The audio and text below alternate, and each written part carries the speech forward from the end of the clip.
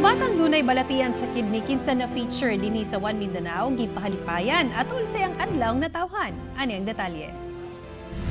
Human na pagawas ang balita sa One Mindanao mahitungod sa batang si Juric Lapos kinsa gusto maayo sa iyang balatian. Daghan ang mipaabot sa ilang hinabang. Nakauli na siya sa ilang balay aron didto na ipadayon ang pagpaayo niini sa iyang pediatric kidney disease.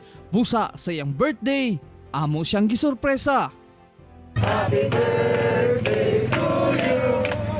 Happy birthday, happy birthday, happy birthday to you.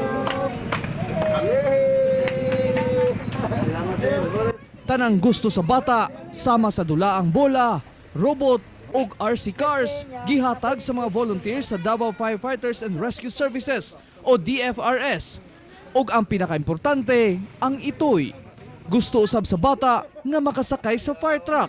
Busa, gidal-an kini og fire truck sa DFRS. Sayang request, simple lang pero makadayig, makadasig sa natong tanan. O thank you kay sa opportunity dol na nakahatag mig simple gamay lang pero nakita namang kalipay sa bata. Gawas ni ana, duna usay mitunol og pinansyal nga hinabang aron mapadayon ang iyang pagpatambal.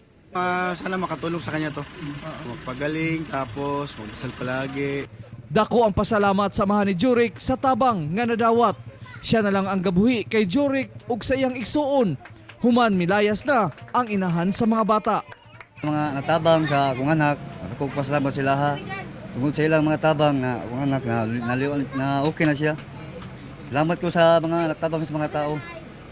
Sa mga may paabot og tabang ug mapahalipayan ang bata, taghang salamat kapuso. Unsa kay imong wish im birthday? Pero, Iro. So lipay na ka. Unsa ingon nimo sila ha? salamat. Kauban si Melchor Awing sa kamera. Ako si Real Soroche para sa One Mindanao.